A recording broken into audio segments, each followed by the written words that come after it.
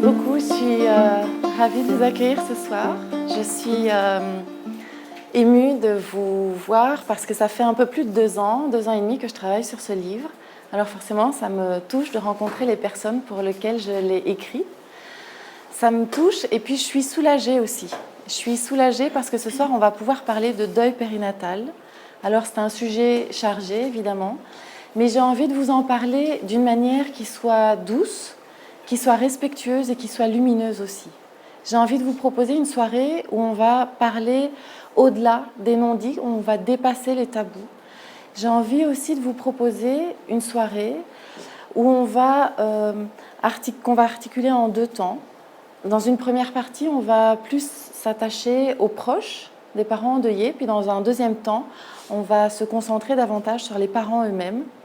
Et j'ai le souhait que vous puissiez repartir de là, qu'on puisse tous repartir de là avec de nouvelles idées, avec des choses concrètes à mettre en place après la soirée pour pouvoir soutenir les parents endeuillés. Alors quand je dis nous, c'est nous tous. C'est à la fois les hommes et les femmes qui sont présents ici ce soir. C'est les proches comme les parents. C'est ceux dont le bébé est décédé au tout début de la grossesse ou un peu plus tard, au fil des semaines, parce qu'on le sait, la peine ne se mesure pas en fonction du nombre de grossesses, mais en fonction de la place que ce bébé avait pris dans le cœur des parents, de ses parents et de sa famille. Donc ce soir, on ne fera pas de distinction en termes d'avancement dans la grossesse. Ça peut être aussi un décès qui s'est produit au moment de l'accouchement ou dans les premiers mois dans la vie de ce bébé. Donc j'ai vraiment envie que tout le monde puisse se sentir inclus dans la soirée, quelle que soit son histoire ou quelles que soient les circonstances du décès de cet enfant. Alors pour aussi créer une soirée où on puisse sentir de la douceur et de la bienveillance entre nous, j'ai envie de commencer par vous dire un petit peu quel est mon lien avec ce thème, ou en tout cas ce qui m'a mis en mouvement pour écrire sur ce sujet. Avant d'écrire ce livre, j'étais moi-même accompagnante à la naissance, j'étais doula et thérapeute. Et dans ma pratique professionnelle, j'ai eu l'occasion d'accompagner des parents qui vivaient un deuil périnatal. Et j'ai été frappée par une chose. Il y avait effectivement leur douleur qui était là, qui était inévitable, qui était très présente. Mais ce qui m'a surpris davantage encore, c'est la douleur supplémentaire qu'ils me décrivaient dans la manière dont ils pouvaient vivre leur deuil par rapport aux relations qu'ils avaient avec leurs proches, par rapport aux phrases blessantes parfois qui étaient dites avec les meilleures intentions du monde mais qui pouvaient faire quand même très mal, des phrases qui pouvaient être dites de la part de leurs collègues, de leurs amis, parfois de leurs propres parents, parfois aussi à l'intérieur du couple, parce qu'on peut aussi être l'un pour l'autre, même si on est tous les deux parents du même bébé décédé, on peut parfois se sentir comme l'entourage de l'autre parent. Et donc je me suis dit, est-ce qu'il y a moyen d'éviter cette douleur-là? Est-ce qu'il n'y a pas moyen d'inventer, d'imaginer une autre manière d'être, les uns par rapport aux autres, face au deuil du tout petit? C'est ça qui m'a mis en mouvement pour écrire ce livre. Alors j'ai rencontré plusieurs parents, leurs proches aussi, que j'ai écoutés. J'ai écouté aussi des professionnels du deuil périnatal, des accompagnantes, des sages-femmes, des gynécologues, des doulas, des psychologues. J'ai interviewé des personnes qui se trouvaient en France, au Canada ici, en Belgique, en Suisse, aux États-Unis. Et c'est un peu tout ça dont on va parler ce soir. Alors j'ai aussi envie, à mon tour, de faire connaissance avec vous. Et j'ai envie de vous demander qui, ce soir, dans la salle, est le papa ou la maman d'un petit qui est décédé. Ça peut être un deuil ancien ou un deuil récent. Vous pouvez lever la main si vous avez envie que votre histoire soit vue, que l'histoire de votre bébé soit aussi entendue à travers votre présence. Donc voilà, j'aimerais un petit peu sonder la salle. Ok, bienvenue à vous tous. C'est possible aussi qu'au cours de la soirée, il y ait des émotions qui sortent, que ce soit quelque chose qui remue. Et c'est ok, on va pouvoir aussi accueillir ça. Vous avez le droit, vous avez la chance de pouvoir être vous-même pleinement ce soir. Et s'il y a des larmes qui arrivent, c'est ok. Et puis s'il y a d'autres émotions, c'est ok aussi. S'il y a des papas et des mamans ce soir, il y a peut-être aussi des grands-parents qui ont perdu un enfant, un petit enfant, une petite fille, un petit garçon. Il y a peut-être aussi des oncles ou des tantes parmi vous qui ont perdu un neveu ou une nièce. ou des accompagnantes, des accompagnants du deuil périnatal. Vous pouvez aussi vous signaler si vous êtes là ce soir, ou des amis, des proches, des collègues. Ok, bienvenue à vous tous. Ça me touche qu'il y ait des publics différents ce soir parce que on ne va pas parler du deuil périnatal au sens strict du terme, mais on va vraiment parler de cette relation, de ce pont qui manque souvent, mais de ce pont entre les parents et leur entourage. Voilà. Alors, quand on parle de deuil périnatal, ce qui me frappe, c'est que le constat, en fait, il est assez triste. Je ne parle pas ici de la tristesse de la perte de l'enfant en lui-même, qui est, voilà, comme je disais tout à l'heure, qui est indéniable, mais je parle de la tristesse en termes de relation. Il y a beaucoup de parents qui m'ont dit à quel point ça leur faisait mal, ce silence, parce qu'effectivement, dans notre culture, on a du mal à parler de la mort. C'est quelque chose qui crispe, qui nous met mal à l'aise. Mon père, quand il a perdu sa maman, au tout début de sa vie d'adulte, il m'a raconté qu'à l'époque, il portait un bout de tissu, un carré noir ici sur le revers de son veston. On appelait ça un crêpe. Il a porté ça pendant plus d'1 an. Il n'était pas le seul, c'était quelque chose qui se faisait couramment à l'époque. Les gens dans la rue, même s'ils ne vous connaissaient pas, ils savaient que vous viviez quelque chose de difficile, quelque chose de douloureux. Aujourd'hui, c'est quelque chose qu'on ne voit plus. On a de moins en moins nos morts qu'on veille à la maison. C'est de plus en plus difficile, il y a moins d'espace pour parler de ça. Quand il s'agit d'un enfant, c'est encore plus inconfortable, les gens n'osent pas en parler. Il y a cette très belle phrase, je trouve, de l'anthropologue américaine Margaret Mead. Elle dit « Quand un bébé naît, on se réjouit. Quand un couple se marie, on fait la fête.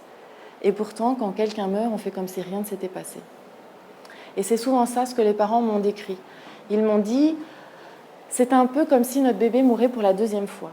La première fois au moment de sa mort, et puis la 2e fois à cause du silence qui entourait son décès. » C'est vraiment quelque chose de très douloureux, ce silence. Ça peut être très accablant, très pénible à vivre quand on est vidé physiquement, épuisé émotionnellement. Ce silence peut vraiment être accablant et faire beaucoup de mal.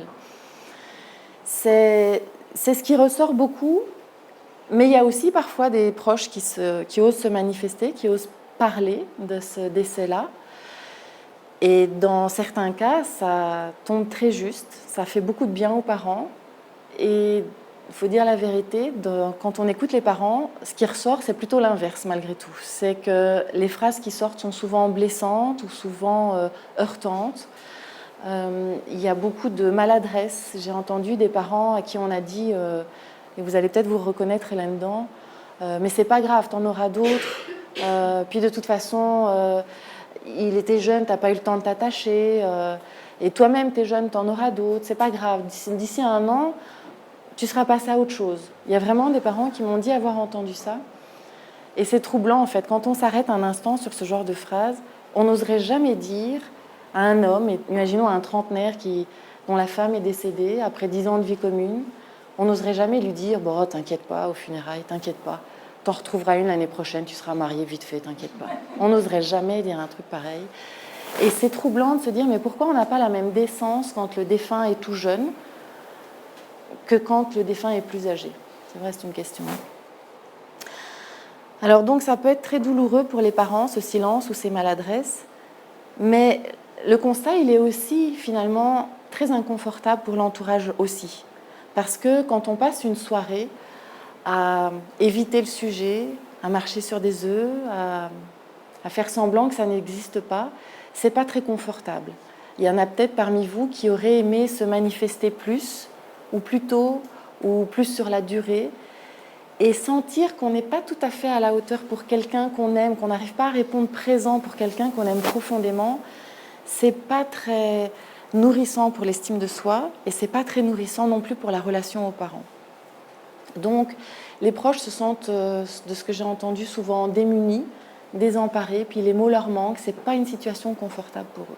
Le constat, il est assez négatif pour tout le monde finalement. C'est un peu une situation où aujourd'hui, et les proches et les parents se sentent perdants en termes de relations par rapport à ce deuil.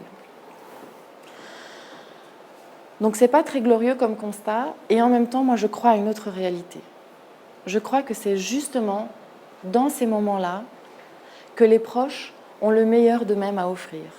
Je crois que c'est justement dans ces moments-là qu'ils ont toute leur humanité, toute leur générosité à exprimer. Je crois aussi que c'est dans ces moments-là que les parents sont les plus réceptifs, qu'ils ont le plus besoin de soutien.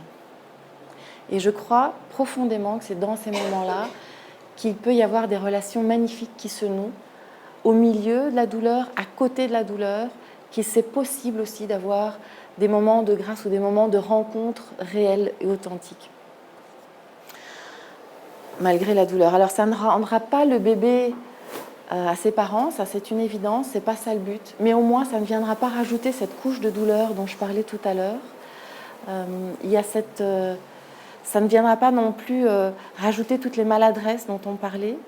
Il y a une chercheuse en psychologie du deuil, une Belge, Emmanuelle Zec, qui dit que 80%, c'est très élevé comme chiffre, 80% des paroles de l'entourage sont perçues comme non soutenantes pour les personnes endeuillées. C'est vraiment très élevé. Donc, je crois qu'il y a une autre réalité possible et qu'on peut dépasser, qu'on peut changer cette donne.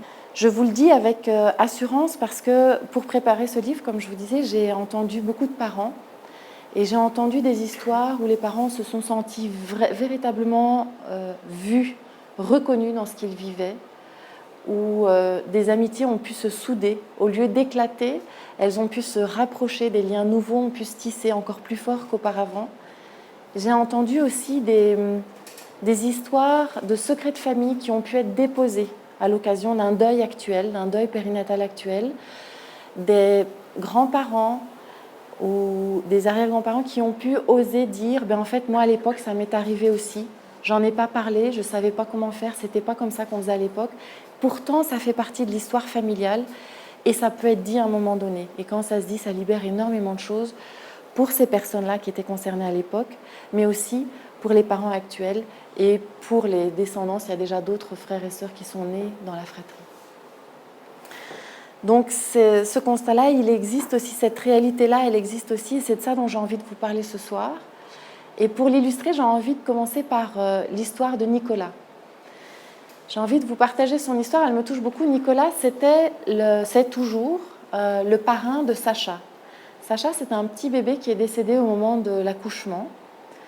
Et à ce moment-là, pour son parrain, pour Nicolas, c'était extrêmement douloureux. Il était vraiment très affecté de voir les parents, ses grands amis, les parents de ce bébé, aussi touchés, aussi meurtris dans leur chair parce qu'il leur arrivait. Il a beaucoup pleuré, il était vraiment psychologiquement très touché par ce deuil. Et puis, à un moment donné, ça a changé. Au moment des funérailles, il a décidé, Nicolas, de ne plus en parler. Il s'est dit, c'est une affaire classée, pour se protéger lui-même, parce que c'était douloureux pour lui, puis aussi par souci de raviver la douleur chez les parents, il a préféré ne plus en parler. Alors, vous vous en doutez, pour le papa de ce bébé, pour le papa de Sacha, son grand ami, en fait, ça ne convenait pas, ce que Nicolas faisait. Ça lui convenait tellement pas qu'à un moment donné, il lui a demandé de prendre un temps, ils ont pris un temps ensemble, ils se sont vus et il lui a dit, en fait, moi, j'ai pas envie de cette situation, ça peut plus durer comme ça. J'ai envie de pouvoir parler de mon enfant comme n'importe quel papa pourrait parler de son enfant. J'ai pas envie que ce soit un terrain miné entre nous, j'ai envie qu'on puisse en parler normalement. Et ce qui m'a touchée, c'est que Nicolas, le parrain, donc, il a été soulagé, en fait, d'entendre ça.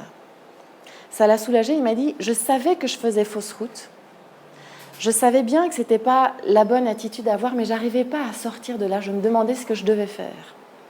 Et en fait, d'avoir cette guidance, d'avoir ce point de repère de la part du papa, ça l'a beaucoup aidé.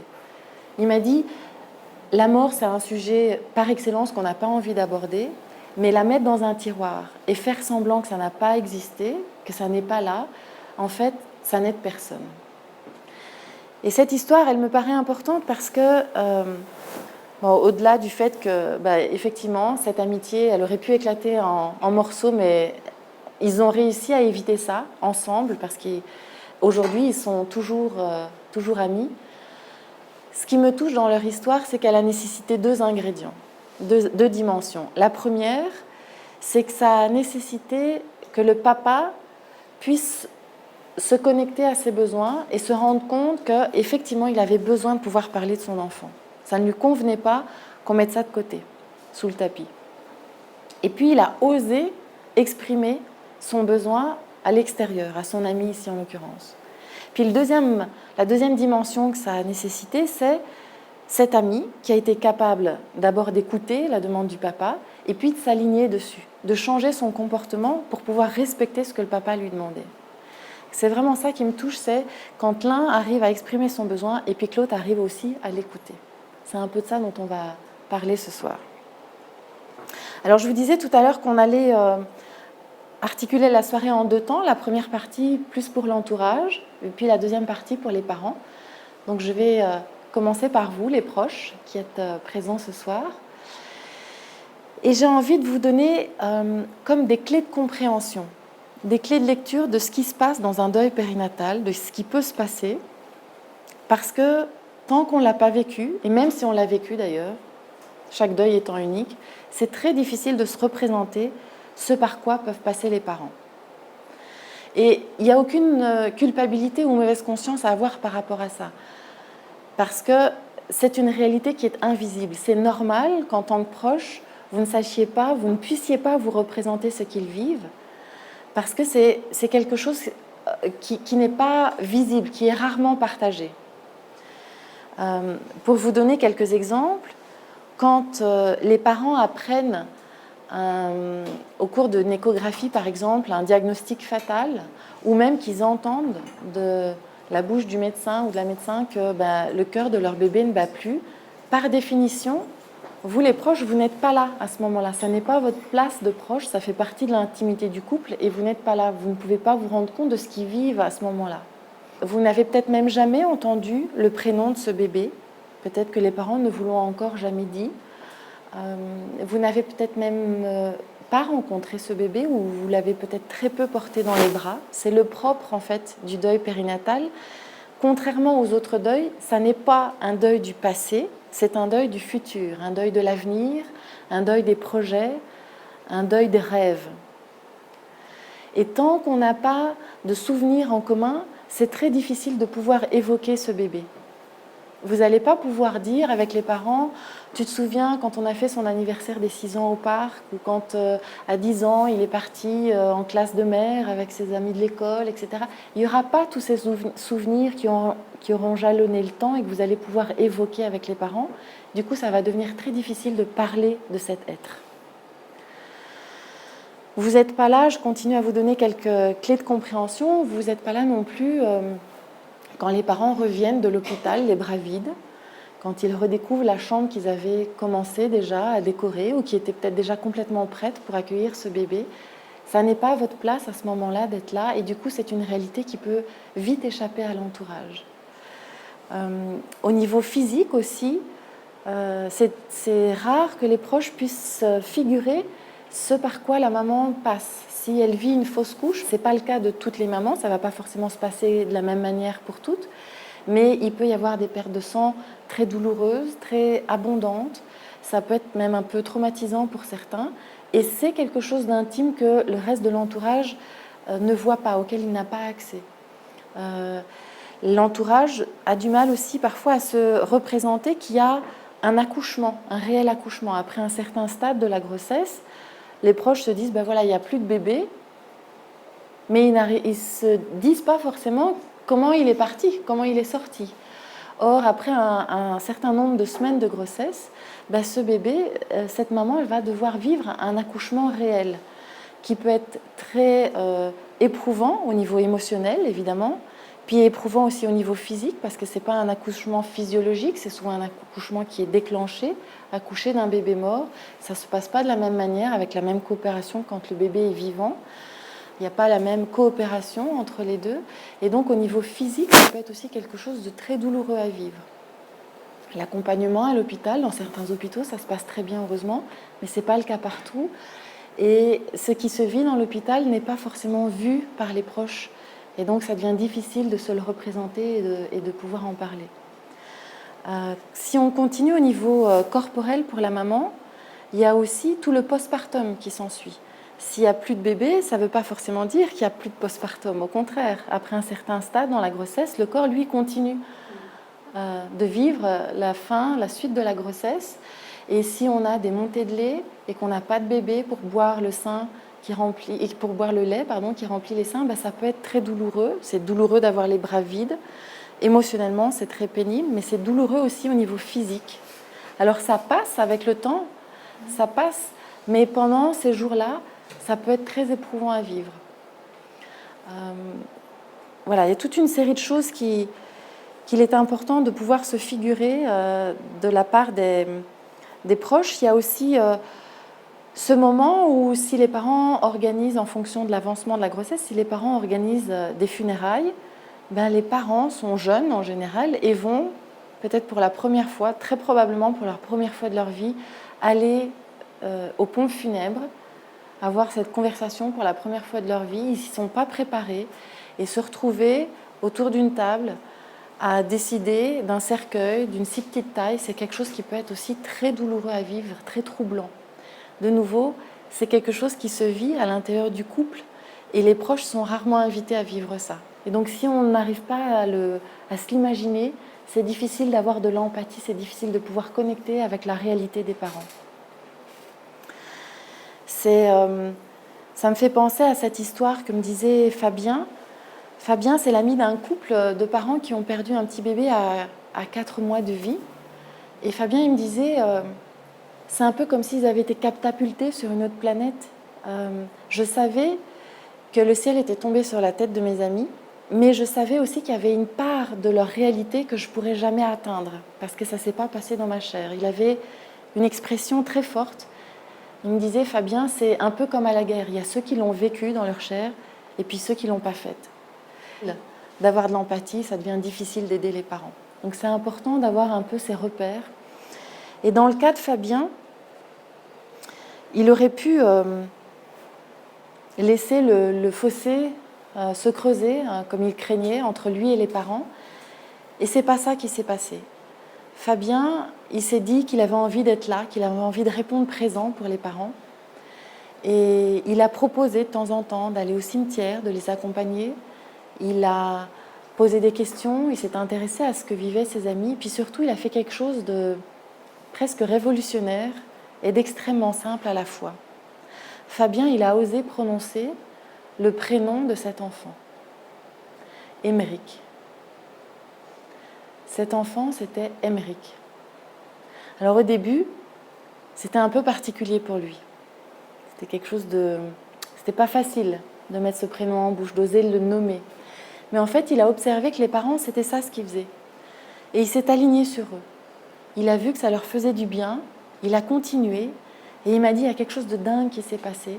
C'est comme si ça avait changé tout mon rapport à la mort.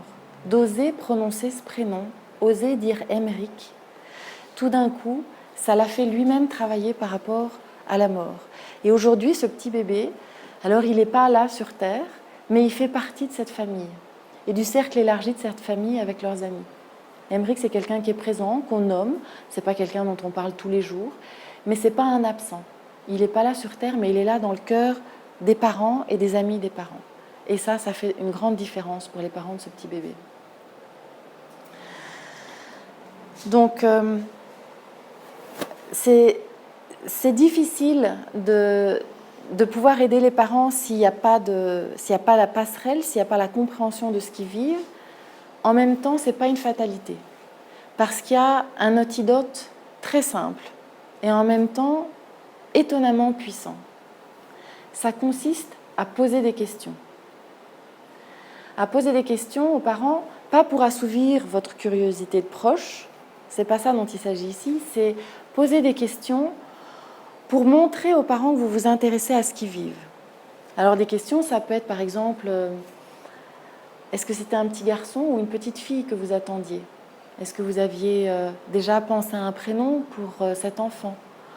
Ou bien, comment ça s'est passé à l'hôpital ? Est-ce que tu t'es senti accompagné par le personnel soignant ? Comment ça se passe physiquement pour toi en ce moment ? Est-ce que tu as envie de me raconter ? Est-ce que tu as envie que je te prenne dans les bras ? Ou au contraire, non, là, ce n'est pas du tout le moment. Vous êtes allergique à ça, peut-être, en tant que parent ? Est-ce que Je sens qu'il y a peut-être beaucoup de pleurs en ce moment. Est-ce que ça te ferait du bien de les déposer? Est-ce que ça te ferait du bien que je puisse accueillir tes pleurs ou pas? À chaque fois, laisser la possibilité aux parents de se positionner. Mais en posant des questions, vous allez avoir des repères. Souvent, j'entends les proches dire c'est très inconfortable comme situation parce qu'on ne sait pas quoi dire. Comme s'il fallait avoir une formule magique, des mots bien tournés, des mots qui apaisent les parents. Et c'est une situation assez inconfortable pour les proches parce que ces mots-là, ils n'existent pas ou en tout cas, ils sont très difficiles à trouver. Et en fait, quand on écoute les parents, c'est un peu l'inverse qu'ils disent. C'est pas tellement on a besoin d'entendre des mots bien tournés, bien recherchés. On a besoin, nous, qu'on nous écoute. On a besoin, nous, de parler. Pas tellement que les proches nous parlent. Et je trouve, je ne sais pas pour vous, mais je trouve que ça enlève du coup une grosse pression, qu'il n'y a pas besoin de remplir les blancs, il n'y a pas besoin de trouver des choses, de se mettre la pression de trouver des choses à dire, mais peut-être plus de poser des questions pour offrir l'espace aux parents de pouvoir se dire s'ils en ont envie à ce moment-là. En créant cet espace, c'est comme si vous alliez mettre un premier pas, comme si vous alliez une première planche pour aller créer ce pont avec les parents. Il y a une formatrice et thérapeute israélienne qui s'appelle Edith Schleifer et qui a une très belle expression. Elle dit « Quand vous allez sur le pont pour rencontrer quelqu'un, allez-y avec le cœur grand ouvert et écoutez avec des yeux neufs, comme si vous appreniez une langue étrangère, comme si vous appreniez une nouvelle musique, un nouveau rythme, un nouveau langage.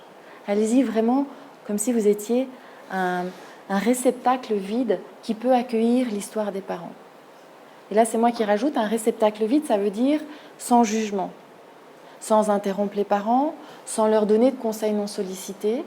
Il y a des parents qui m'ont dit, moi on m'a dit que je devrais rester plus longtemps à la maison, que je reprenais trop vite le travail. Et puis parfois, à ces mêmes parents, on leur disait, mais non, au contraire, prends tout ton temps, tu es dans le déni, à vouloir être trop active, etc.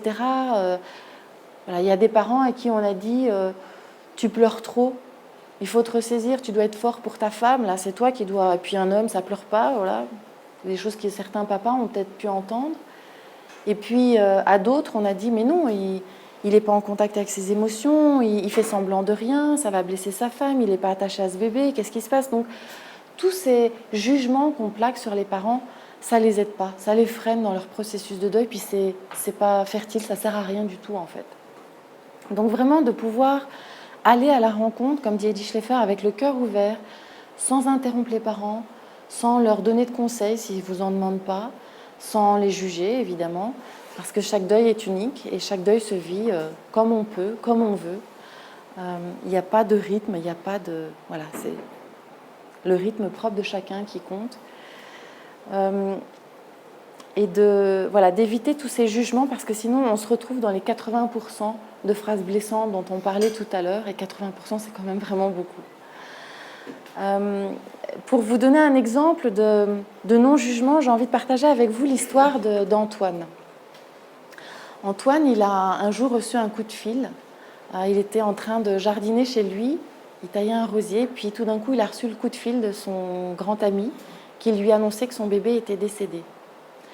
Et son ami lui a tout de suite dit, en fait, donc le papa du bébé lui a dit « Je voudrais que tu viennes et que tu retires immédiatement le berceau de notre enfant parce qu'il voyait là la cause du décès de leur bébé. » Et Antoine, il aurait pu se dire « Mais en fait, c'est pourquoi il me parle du berceau? Ça n'a pas de sens. Est-ce que c'est vraiment bien fondé ?» Il aurait pu remettre en question ce que lui demandait le papa. En fait, il n'a rien fait de tout ça. Il a beaucoup pleuré, il a raccroché, il a beaucoup pleuré, m'a-t-il dit. Puis il a posé son sécateur, il est parti, il a pris sa voiture, il est allé chercher le berceau et puis il l'a sorti de leur maison. Il s'est mis à leur service sans faire interférence avec des jugements possibles, avec des interprétations, avec des commentaires sur ce que les parents vivaient. Il s'est simplement mis à leur service. Je trouve que c'est quelque chose qui est très beau dans l'histoire d'Antoine. Alors, je vous disais tout à l'heure, l'antidote, c'est vraiment de poser des questions pour avoir des repères, parce que sinon, c'est comme si les parents étaient vraiment projetés dans un autre univers où il était difficile de créer la passerelle. Donc, poser des questions, c'est ça qui va vous donner des repères pour pouvoir naviguer et être comme Antoine, le plus possible à leur service. Il y a poser des questions, puis il y a une deuxième chose aussi, c'est de passer à l'action. Parce que tant qu'on a des belles idées, mais qu'on ne les met pas en œuvre, elles restent au stade d'idées, et puis vous ne connaîtrez pas la portée et la beauté de votre geste. De la même manière qu'il est faux de croire qu'il n'y a rien à dire, il est faux de croire qu'il n'y a rien à faire aussi. Dans le livre, c'est la partie 2 du livre, donc la première partie, elle est vraiment consacrée pour vous, les proches, puis la partie 2, elle est pour les proches et les parents. Et dans cette partie 2, j'ai recensé plus de 130 idées de choses que l'on peut faire, de choses très concrètes que l'on peut faire pour soutenir les parents, qu'on peut dire ou qu'on peut faire pour les soutenir. Alors je les ai classées selon 3 grands critères. Le premier, c'est en fonction de la ligne du temps, parce qu'on ne fait pas forcément la même chose au moment d'un diagnostic, au moment des funérailles, à la date du premier anniversaire, quand on reprend le travail, aux premières grandes fêtes de famille, au moment de la fête des mères, etc. En fonction de la ligne du temps, il y a toute une série de choses différentes qui peuvent être faites. Ça, c'est le premier critère. Un deuxième critère, c'est en fonction des besoins des parents, pour s'aligner sur ce qu'eux y vivent. Et ça, on va en parler tout à l'heure dans la deuxième partie de la soirée. Et puis, il y a une troisième catégorie aussi d'idées que je propose dans le livre et qui sont articulées en fonction des personnes qui sont impliquées. Quand on est les grands-parents ou quand on est les collègues des parents, il y a certaines choses qu'on fait qui ne sont pas forcément les mêmes que les autres. À l'intérieur du couple aussi, il y a des choses particulières qu'on peut faire pour continuer à nourrir le dialogue, pour qu'on continue à nourrir de la bienveillance et à comprendre ce que l'autre vit. Parce qu'il n'y a pas toujours les mêmes timings, il n'y a pas la même culture, ça ne se passe pas dans la même corporalité non plus. Et puis, par rapport aux autres enfants, s'il y a déjà des aînés dans la fratrie, il y a aussi des idées, des choses qu'on peut proposer pour soutenir les parents et les enfants qui sont déjà nés. Donc voilà, ça c'est les idées qui se trouvent dans le livre. Ici, je ne vais pas toutes les passer en revue, ça ferait beaucoup pour ce soir. Mais par contre, j'ai envie de vous inviter à réfléchir à ce que vous aimez et ce que vous savez faire. C'est Thomas Dansbourg, un des spécialistes belges de la communication non violente, qui dit que pour prendre adéquatement et durablement soin de quelqu'un, c'est important d'en tirer un grand bien-être et un profond plaisir dans chaque action qu'on accomplit pour cette personne. Donc, je vous invite à ne pas faire les choses par obligation morale, par contrainte, par il faut que je le fasse, sinon je ne vais pas être une bonne belle-sœur ou un bon collègue. Non, de le faire parce que ça vous fait du bien à vous aussi, parce que ça a du sens pour vous. De repartir de ce que vous aimez et de ce que vous savez faire. Alors, je vais vous donner quelques exemples. Ce soir, il y en a certains d'entre vous qui sont peut-être venus en voiture, donc j'imagine que dans la salle, il y en a qui savent conduire. Conduire, ça peut vous paraître très loin du thème du deuil périnatal, et pourtant, c'est parfois dans des toutes petites choses qu'on peut faire la différence. Je pense par exemple au moment des funérailles. Si on est tout seul en tant que parent, à 2 dans sa voiture, sans bébé, dans le froid de l'habitacle, dans l'isolement, c'est difficile. C'est pas penser au chemin, penser à chercher une place de parking, c'est vraiment très loin des considérations émotionnelles qui les habitent à ce moment-là. Si par contre vous leur dites, tiens, si tu as envie, peut-être que je peux te prendre sur le chemin, je vous accompagne au cimetière, et dans la voiture peut-être avoir une musique douce ou un silence habité, pas forcément parler, peut-être simplement un regard, une main posée sur l'épaule, simplement qu'ils se sentent accompagnés, qu'ils ne soient pas tout seuls. Et ça, conduire, c'est pas quelque chose de très compliqué, ça prend pas du temps, c'est pas coûteux, c'est quelque chose qui est à la portée de beaucoup d'entre nous en tout cas. Dans le même registre, faire à manger, j'imagine que ça vous arrive plusieurs fois dans la semaine aussi, certains soirs, vous pouvez doubler les quantités tout simplement. Parce que quand on est en deuil, c'est très fatigant, on n'a pas forcément l'envie de sortir de chez soi, de réfléchir à des courses, d'aller au supermarché, de rentrer, de faire un repas, de dresser une table, de nettoyer, etc. C'est très loin de nouveau des préoccupations que peuvent vivre des parents endeuillés. Et pourtant, dans un deuil, on a besoin de prendre ses forces. On a besoin physiquement de prendre soin de soi, sinon c'est très difficile de traverser cette épreuve. Et donc si vous leur déposez un plat, si vous prenez même l'initiative de dire, voilà, mardi soir, je te dépose un plat ou je le mets dans votre frigidaire, sans nécessairement rester. Peut-être qu'ils auront envie de parler ce soir-là et vous pouvez rajouter votre présence, mais parfois simplement déposer un repas, ça peut faire toute la différence. Puis de le faire une fois, mais de le répéter 2 fois, 3 fois, puis de le répéter aussi dans le temps, parce qu'un deuil, ça ne dure pas forcément que quelques semaines, ça s'étale aussi sur la durée, et de savoir que les proches sont là aussi plusieurs mois, voire plusieurs années après, ça peut faire une grande différence. Donc voilà, conduire, faire à manger, c'est des choses pour lesquelles vous avez peut-être même pas conscience que vous avez ces capacités-là, tellement c'est devenu ordinaire, tellement c'est devenu banal. Mais il y a peut-être d'autres choses aussi pour lesquelles vous savez que vous avez une qualité ou un don, ou quelque chose en tout cas de particulier à offrir. Il y a des gens, par exemple, qui sont à l'aise ou doués même pour se dépêtrer dans toutes les questions administratives. Or, dans un deuil, les parents vont devoir faire toutes sortes de démarches qui sont parfois très éprouvantes aussi émotionnellement. Il va falloir contacter l'hôpital pour avoir un certificat de naissance ou de décès. Il y a la commune aussi. Selon les pays ou les régions, on va pouvoir inscrire l'enfant sur un carnet de famille, un carnet de naissance. Ce n'est pas le cas partout. Ça peut changer d'un pays à l'autre, d'une région à l'autre. Et donc, faire toutes ces recherches, ça peut consumer beaucoup d'énergie. S'il y a quelqu'un qui est prêt à le faire, ça peut aider. Si vous voulez vous proposer auprès des parents, il va falloir aussi téléphoner à l'employeur pour le prévenir, annuler la garde, la garderie, la nounou, la crèche. Il va y avoir d'autres démarches au niveau administratif, par exemple les remboursements de mutuelles ou les soins de sécurité, les soins de santé. Et de devoir réexpliquer son histoire aussi intime, aussi douloureuse, autant de fois à autant d'étrangers qui ne sont pas forcément spécialisés dans l'accompagnement du deuil périnatal, d'en parler à tout ce personnel administratif, ça peut être aussi très éprouvant. Donc si vous avez simplement envie de leur proposer ce soutien-là, ça peut faire toute la différence. Si vous avez une belle plume, si vous aimez organiser des rituels, ça peut être aussi quelque chose que vous proposez aux parents. S'ils ont envie, s'ils ont peut-être envie d'avoir un beau discours au moment de la cérémonie, mais ils n'ont peut-être pas l'énergie ce jour-là pour écrire quelque chose. Mais si quelqu'un le propose avec tout leur cœur, avec tout son cœur, ça peut faire aussi la différence. Si vous avez envie d'organiser la cérémonie en lien avec eux, c'est quelque chose qui peut aussi beaucoup les soutenir. Ça peut être aussi simplement une musique. Si vous aimez la musique, vous pouvez leur offrir un CD, une musique qu'ils aiment bien. Vous pouvez aussi en composer une. Je pense à Louis-Philippe qui a écrit une musique. C'est un musicien qui a écrit une musique pour le décès du fils de ses amis. Il a appelé ça la berceuse de Thomas. Et les parents ont reçu cette musique en cadeau. Ils peuvent la réécouter quand ils ont envie de se connecter à leur bébé. C'est une très belle musique. Je vais la mettre dans quelques jours d'ailleurs sur le site du livre. Avec l'accord des parents et du musicien. Si vous avez ce talent-là, ne vous privez pas pour l'offrir aux parents. Peut-être que vous aimez aussi masser, tout simplement, que vous soyez professionnel ou simplement amateur, vous aimez ça, vous aimez le contact physique. Si les parents aiment ça aussi, simplement passer une main sur l'épaule, masser leurs poignets, leurs mains, c'est des petits gestes qui peuvent leur faire beaucoup de bien s'ils sont réceptifs à ça.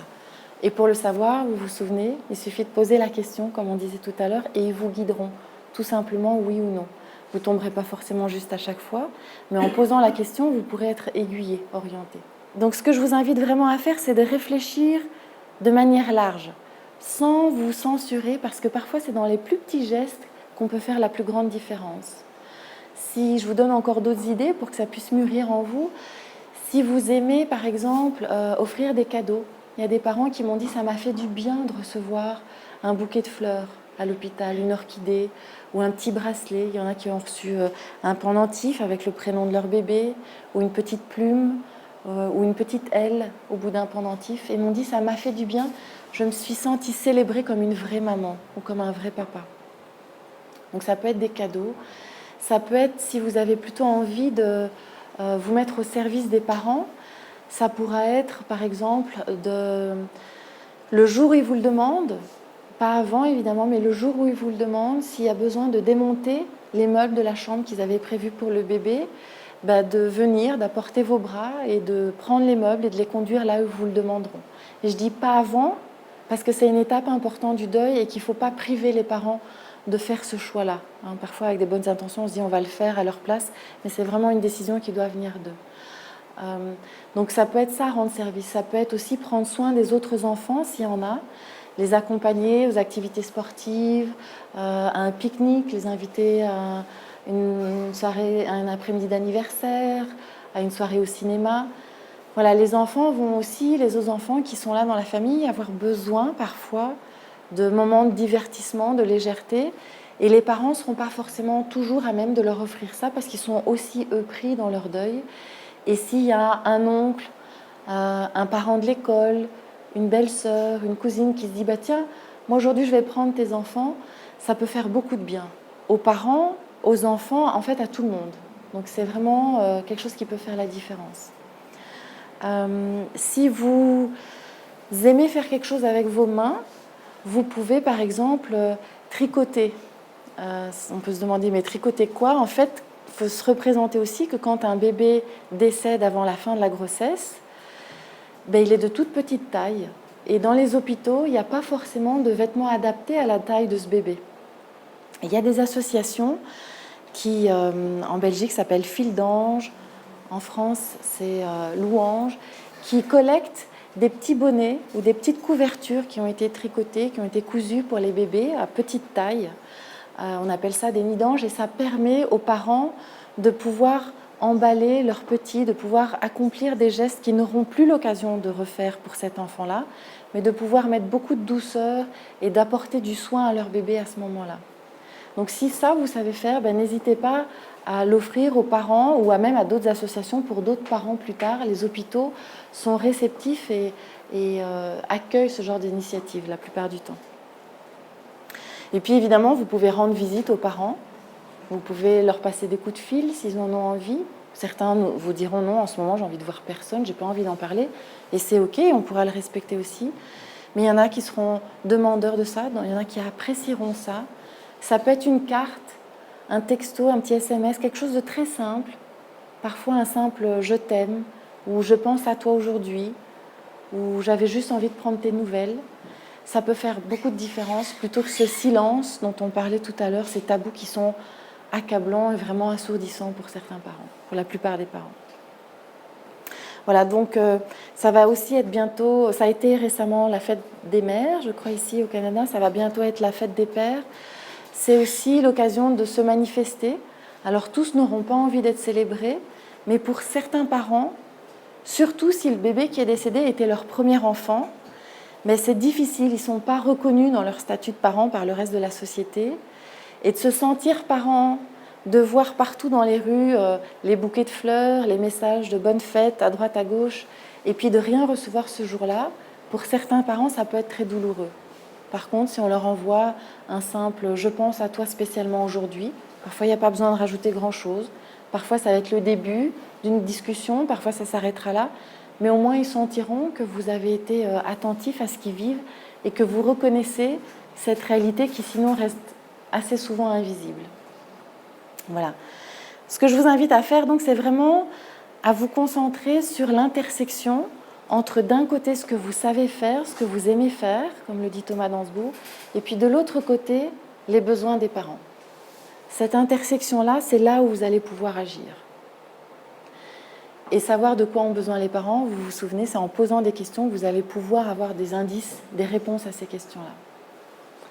Alors, j'ai aussi envie de vous proposer dans la soirée des moments de pause, des moments de réflexion. Je vous invite à en faire un maintenant. Alors, si ça vous va, je vous propose de vous asseoir confortablement sur votre chaise, mettre les pieds par terre si c'est confortable pour vous. Vous pouvez prendre une bonne respiration si vous avez envie, ou même fermer les yeux si c'est confortable pour vous. Et puis, j'ai envie de vous poser une question en tant que proche. Je vais la décliner tout de suite après pour les parents, pour que vous puissiez aussi avoir un écho de la même question. Et en tant que proche, j'ai envie de vous demander qu'est-ce que vous pourriez faire concrètement, peut-être même déjà dès ce soir, parce que sinon demain vous risquez d'être happé par les 1001 activités de votre journée, les 1001 engagements de votre semaine. Qu'est-ce que vous pourriez faire concrètement dès ce soir pour offrir du soutien aux parents qui sont endeuillés? Quel est ce dénominateur commun entre ce que vous savez faire, ce que vous aimez faire, et ce dont eux ont besoin? Et pour faire cet exercice, je vous invite à imaginer sur votre écran mental, là, comme ça derrière vos yeux, un immense merci écrit en grandes lettres de la part des parents, comme si, quoi que vous décidiez maintenant, ça allait être bien accueilli, bien accepté, comme si ça plaisait, d'office. On verra après si c'est vrai ou pas. Mais pour les besoins de l'exercice, je vous invite vraiment à habiter ça. Qu'est-ce que vous pourriez faire qui pourrait apporter du soutien aux parents ? Si vous êtes parent endeuillé dans la salle, je vous propose de réfléchir à la question « Qu'est-ce que vous aimeriez recevoir comme soutien ?» que vous l'ayez déjà dit ou peut-être que vous n'ayez jamais osé le prononcer à votre entourage, mais qu'est-ce que vous aimeriez recevoir comme soutien ? Je vous propose chacun de prendre 2-3 minutes individuellement en silence et puis après on se remet tous ensemble.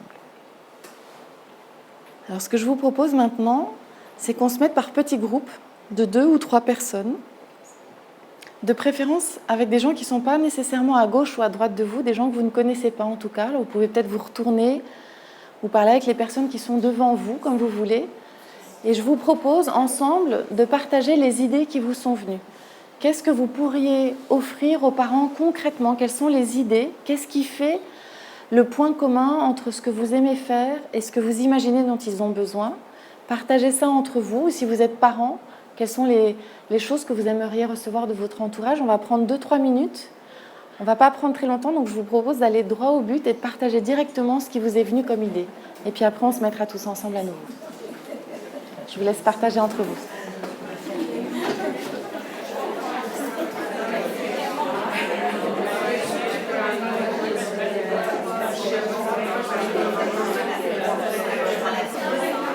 Donc je vous invite maintenant à nous remettre tous ensemble. Et puis peut-être justement à partager ce qui a pu émerger dans vos groupes. S'il y a des idées qui sont sorties, je vous invite à les partager, à dire ce qui a pu être échangé au sein de votre petit groupe parce que c'est important en tant que proche de pouvoir dire les idées qui nous sont venues. Ça va nous permettre d'ancrer cette idée dans une réalité, puis demain de passer à l'action avant d'être happé par le reste de la vie. Ça peut aussi donner d'autres idées à d'autres proches qui sont ici dans la salle. Et puis, ça peut aussi être très doux à entendre pour d'autres parents.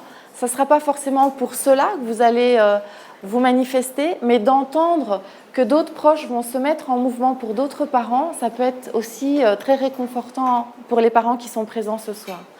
Donc je vous propose, s'il y a des idées qui sont nées, qui ont été partagées dans vos groupes, d'en prendre 2 ou 3 et d'entendre ce qui a été évoqué. Qu'est-ce que vous pourriez faire concrètement pour soutenir les parents ? Ou en tant que parent, qu'est-ce que vous aimeriez que vos proches fassent pour vous soutenir ? Est-ce qu'il y a des idées qui sont sorties dans vos groupes ? Qui a envie de... Oui. Je ne l'avais pas partagé tantôt, mais c'est quelque chose qui vient de me... Habituellement, quand il y a un enfant qui naît, j'achète un livre, puis j'écris un message à l'enfant qui va naître.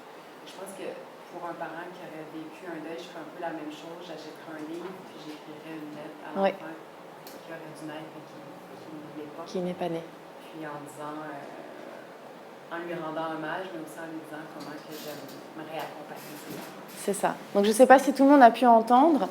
L'idée que vous avez proposée, c'est qu'habituellement, Madame offre un livre pour l'arrivée d'un nouvel enfant dans chaque famille. Puis là, ça serait de faire la même chose, d'acheter un livre, un petit carnet, d'écrire un mot dedans, de pouvoir accueillir cet enfant, de dire que vous avez envie d'être là pour ses parents, même si lui, il n'a pas pu survivre et pas pu être là aujourd'hui.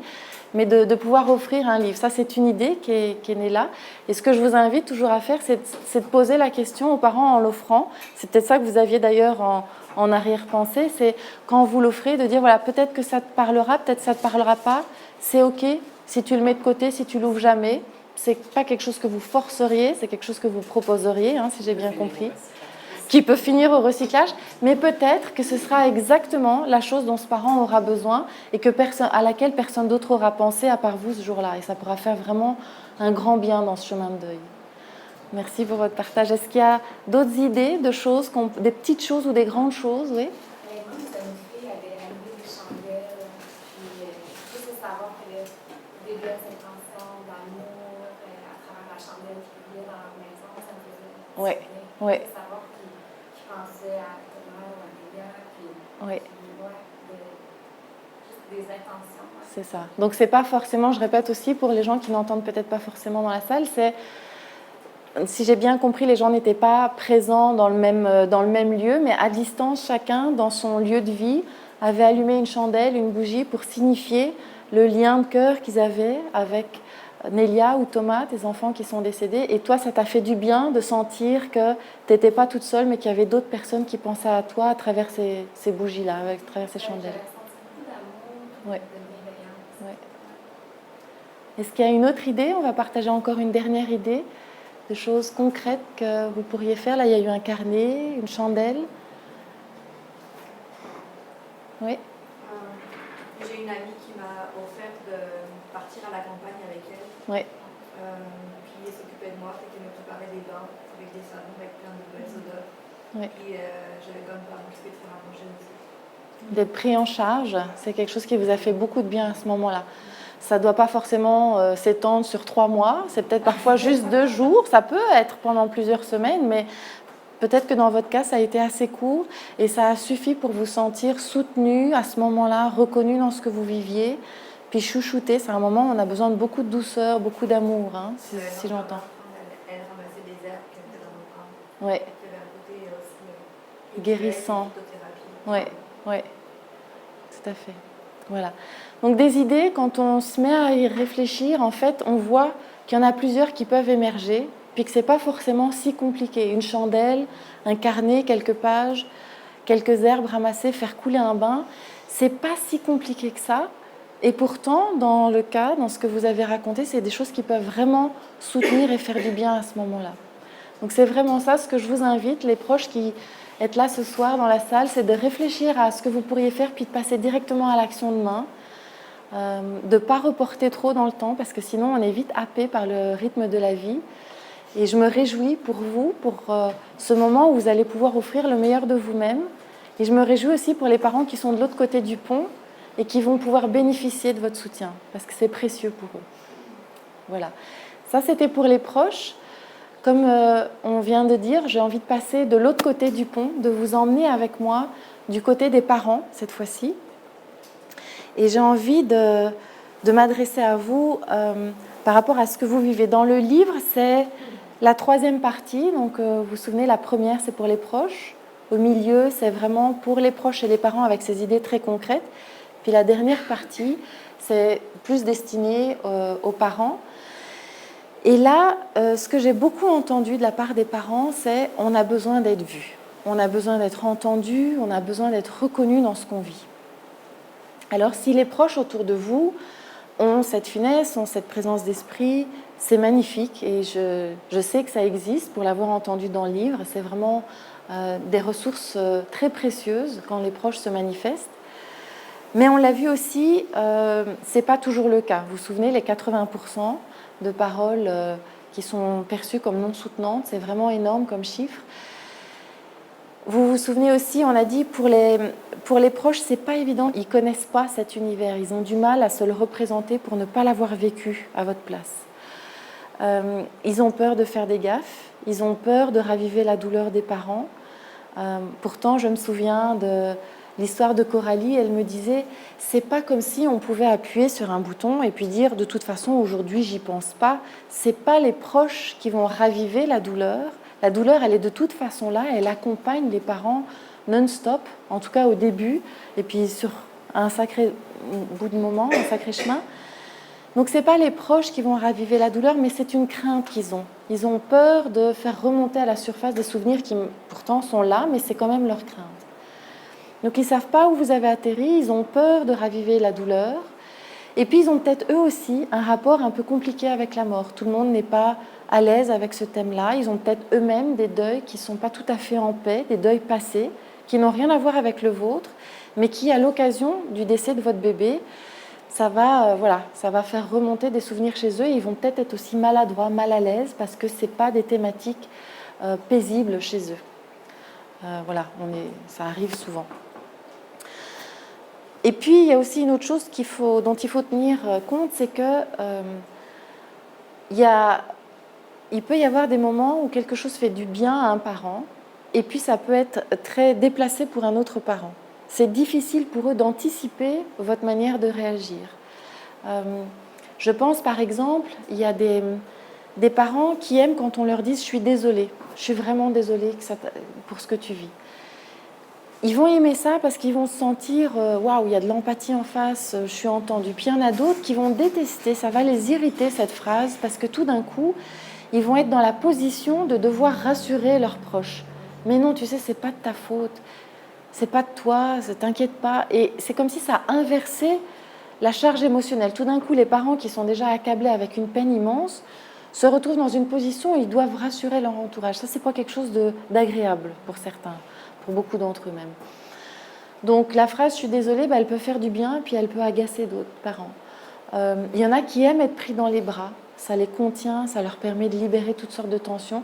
Puis il y en a d'autres qui ne veulent pas du tout ça, qui ne veulent pas qu'on les approche, et c'est aussi quelque chose d'important à respecter.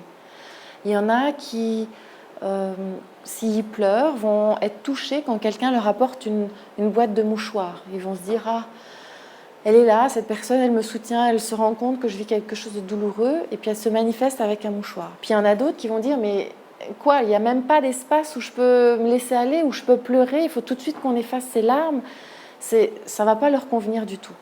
Donc c'est difficile pour les proches de savoir ce qui vous convient. C'est peut-être même pour vous-même, en tant que parent, difficile de répondre à cette question, de quoi j'ai besoin là maintenant. Peut-être que si je vous posais cette question, il y en a parmi vous qui seraient désemparés. En fait, je ne sais pas de quoi j'ai besoin. C'est une question compliquée. Et puis, pour un même parent, ça peut osciller aussi, d'un jour à l'autre. D'un moment à un matin, il y a quelque chose qui peut faire du bien, puis la même chose le soir peut ne plus convenir du tout. Ce que je veux dire par là, c'est que le deuil, ce n'est pas quelque chose de figé ou de linéaire, c'est quelque chose qui va en dents de scie. C'est aussi un moment où il y a beaucoup d'émotions fortes et contradictoires en même temps. Et donc, dans tout ce bouillonnement, dans tout ce tourbillon, dans toute cette densité émotionnelle, c'est difficile pour les proches de savoir comment vous accompagner. Tant que les parents, tant que vous ne dites pas à vos proches, tant que vous ne direz pas à vos proches ce dont vous avez besoin, vous prenez le risque qu'ils soient à côté de la plaque, qu'ils disent des choses blessantes, qu'ils vous heurtent, malgré leurs bonnes intentions, mais c'est le risque que vous prenez. À l'inverse, si vous les guidez, ça va vous donner plus de chances, ça va augmenter vos chances de recevoir un soutien de qualité. Alors, pour être très clair, l'idée n'est pas de rajouter du travail sur le dos des parents. Vous êtes déjà bien occupés, vous avez déjà une immense peine, une immense fatigue émotionnelle, physique à gérer. Le but n'est pas de rajouter de la pression sur vos épaules, mais les moments où vous aurez ne serait-ce qu'un tout petit peu de bande passante, c'est vraiment ça l'invitation que j'ai envie de vous faire.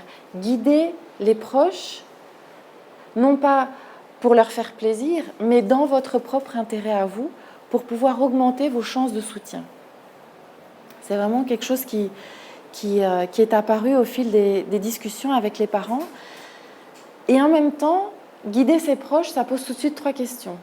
La première, c'est oui, mais qu'est-ce que je leur dis? Parce que je ne sais pas nécessairement de quoi j'ai besoin. Pour pouvoir les guider, il faut être au clair avec en fait, j'ai besoin de ça. Ça m'aiderait, ça me ferait du bien. Ce n'est pas une question toujours facile à laquelle répondre. La deuxième question, c'est ok, imaginons que je sache de quoi j'ai besoin. Est-ce que fondamentalement, je suis à l'aise avec l'idée de demander de l'aide? Est-ce que c'est quelque chose de facile pour moi à faire? Est-ce que je me sens confortable ou pas? Puis la troisième question, c'est imaginons que je sache de quoi j'ai besoin. Imaginons que je suis ok avec le fait de demander du soutien. Comment je fais concrètement après pour exprimer ma demande? Alors si vous êtes ok avec ça, je vous propose que ce soit le fil conducteur qu'on va utiliser pour cette partie qui concerne les parents. Et je vais revenir donc à la première question. Comment savoir de quoi j'ai besoin? Comment mettre le doigt sur ce qui est important pour moi ici en ce moment? En sachant, comme on a dit tout à l'heure, que ça peut osciller d'un moment à l'autre, d'un jour à l'autre. Alors, dans le livre, je donne plusieurs ressources, plusieurs outils, plusieurs clés pour pouvoir identifier ces besoins. Parce que, je ne sais pas pour vous, mais dans la vie générale, quand tout va bien, ce n'est pas toujours évident de savoir nommer de quoi on a réellement besoin. Je parle ici de vrais besoins, je ne parle pas de « Oh tiens, j'aimerais bien m'acheter un nouveau téléphone ou une nouvelle voiture ou une nouvelle lampe pour mon salon ». Non, je parle vraiment de choses qui sont essentielles à notre vie, des choses qui sont importantes, des vrais besoins. Ce n'est pas toujours évident. Alors quand on est pris dans une tempête émotionnelle comme celle-là, ben, les repères, il y a beaucoup de repères qui éclatent, qui partent en vol, et ça devient encore plus difficile de pouvoir dire de quoi on a réellement besoin. Donc dans le livre, je vous propose toute une série d'outils pour naviguer à travers ça, pour pouvoir cerner ce qui est important pour vous. Ici, je ne vais pas forcément repasser tous les outils en revue, mais je vais vous citer quelques-uns des besoins que j'ai le plus souvent entendus de la part des parents, pour que vous puissiez voir si ça fait écho avec ce que vous vivez ou pas. Il y a des parents qui m'ont dit, en ce moment, ce qui me fait le plus de bien, c'est de pouvoir être écouté, c'est de pouvoir parler, c'est de pouvoir raconter mon histoire, la dire et la redire encore. Qu'on ne soit pas choqué que je redise même les mêmes choses, parce que pendant un deuil, on a souvent besoin de redire l'histoire. C'est tellement énorme que parfois, pour pouvoir s'approprier son histoire, on a besoin de la dire et de la redire encore. Il y a certains parents qui m'ont dit, c'est comme si j'avais besoin de fatiguer ma douleur, j'avais besoin de raconter mon histoire, sans être interrompu, sans jugement, sans les 80% dont on parlait tout à l'heure. Okay ? J'ai besoin d'être écoutée. J'ai besoin de détente physique. Je suis vidée, je suis épuisée par ce deuil. Je dors mal, j'ai mal au ventre, j'ai les épaules tendues, j'ai les yeux qui tirent. J'ai besoin de me détendre physiquement. Il y en a d'autres qui m'ont dit, j'ai besoin de sous, j'ai besoin d'argent. Alors ça peut paraître bizarre dans un moment de deuil, mais les funérailles, c'est quelque chose qui peut coûter très cher. Alors je crois ici qu'au Québec, il y a une tradition qui fait que les pompes funèbres, généralement, offrent ce service-là aux parents et qu'elles ne le facturent pas. Mais dans beaucoup d'autres pays, en Europe en tout cas, c'est quelque chose qui peut très vite être élevé. Je parle de rapidement 2 000 à 3 000 euros, c'est dans les 4 000 $ canadiens. Ce n'est pas toujours quelque chose qu'on peut débourser facilement. Et ne pas pouvoir offrir une sépulture digne de ce nom à son bébé, ça peut être très blessant, ça peut être très dur pour un parent. Donc parfois, il y a des collègues ou de la famille, des amis, qui font ce qu'on appelle, le terme peut paraître un peu léger, mais une espèce de cagnotte. Il y a beaucoup de plateformes maintenant sur Internet où on peut récolter des fonds et remettre aux parents une enveloppe pour qu'eux puissent faire leur choix et faire une cérémonie qui leur convienne. Donc ça, c'est « j'ai besoin de sous ». Il y a des parents qui m'ont dit « en ce moment, j'ai besoin de divertissement.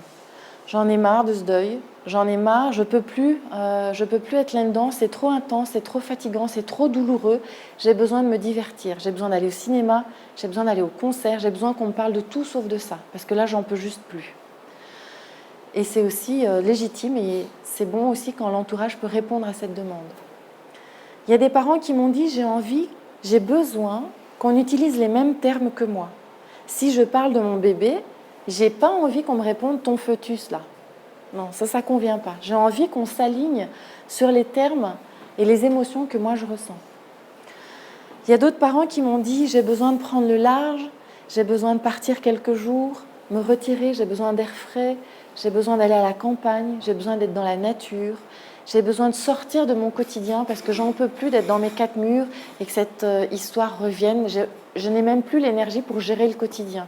J'ai envie qu'on prenne soin de moi, d'aller dans un hôtel où tout est pris en charge, ou chez des amis, ou de la famille qui va me chouchouter. » Il y en a qui m'ont dit « j'ai besoin de recueillement, j'ai besoin de cérémonies, de rituels, de prières. J'ai besoin de marquer les choses. » Il y en a d'autres qui m'ont dit « j'ai besoin d'être seule », puis d'autres qui m'ont dit « j'ai besoin d'être accompagnée ». Il y en a qui m'ont dit « j'ai besoin de faire des choses avec mes mains, j'ai besoin de sculpter, j'ai besoin de laisser une trace, j'ai besoin de dessiner mon histoire, j'ai besoin de transformer à travers l'art ce que j'ai vécu. » Puis il y en a qui m'ont dit aussi « j'ai besoin de cheminer dans mon deuil, j'ai besoin d'être accompagnée, seule, je n'ai pas l'impression que je vais y arriver. J'ai envie de rejoindre un groupe de parole, un groupe de parents endeuillés, où j'ai envie d'être accompagnée par une ou un thérapeute, j'ai envie de faire du chemin par rapport à cette thématique-là. » Voilà, il y a plein d'autres besoins encore qu'on peut énumérer. Il y en a peut-être d'ailleurs qui résonnent avec ce que vous vivez actuellement. J'ai envie aussi de souligner un point, c'est que par rapport à un même besoin, il peut y avoir plusieurs routes, plusieurs manières d'y répondre et de le nourrir. Pour prendre un exemple, imaginons qu'en tant que parent, votre besoin, c'est peut-être pas celui que vous avez en ce moment, mais juste pour ce soir, imaginons que votre besoin, ce soit d'honorer le souvenir de votre bébé, de ne pas faire comme si rien n'avait existé, comme on disait au début de la soirée.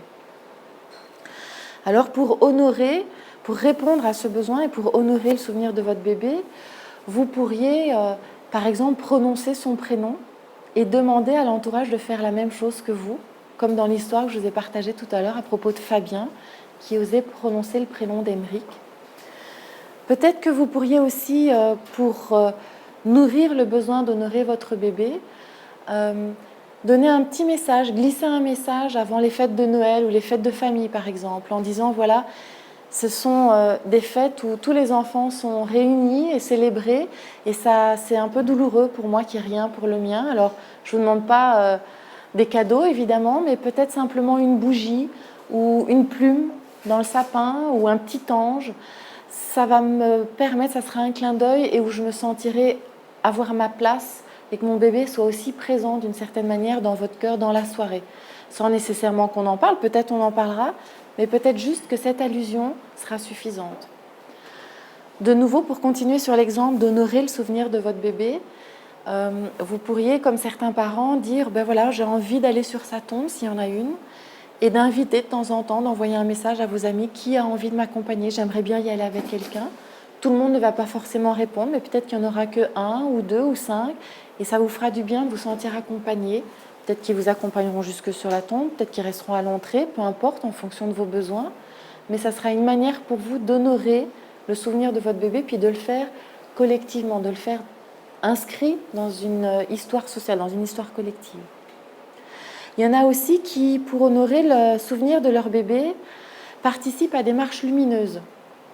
Il y a des associations comme ici au Canada, Parents Orphelins, qui organisent le 15 octobre, c'est la journée mondiale, donc à travers le monde, la journée du deuil périnatal, et qui organisent des marches en souvenir de ces bébés.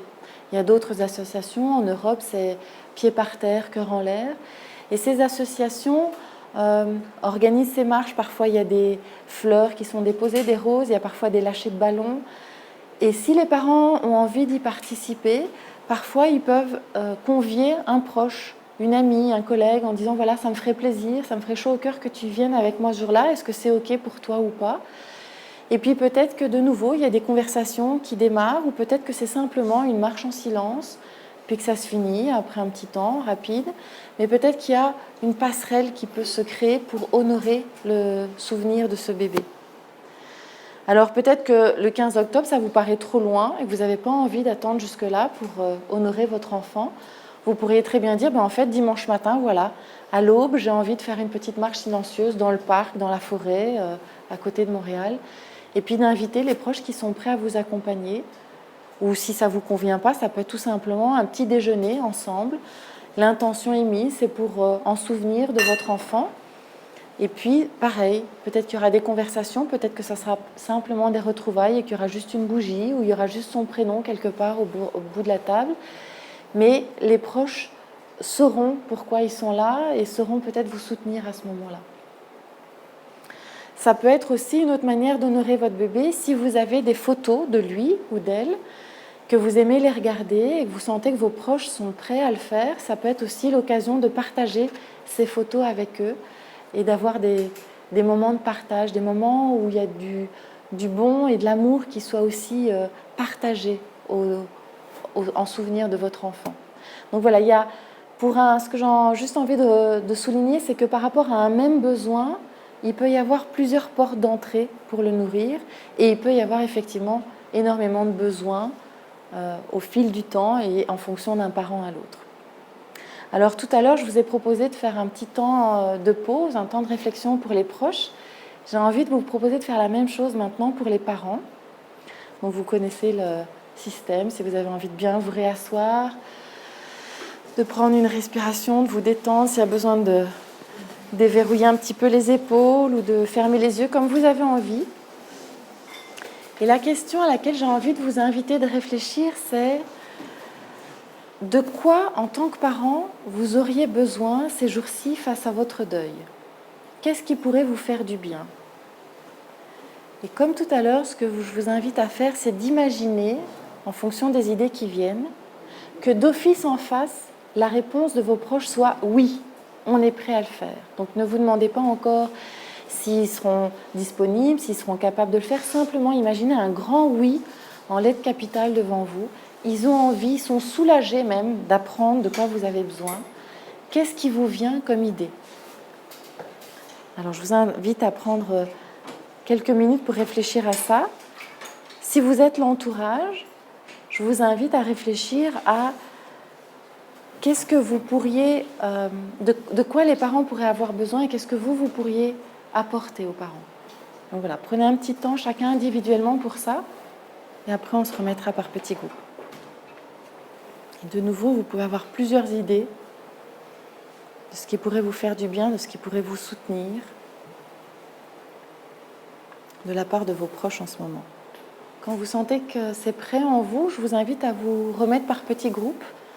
Et si vous vous êtes retourné vers l'arrière, peut-être adressez-vous vers les personnes qui sont devant pour changer de groupe et écouter d'autres idées, si ça va pour vous.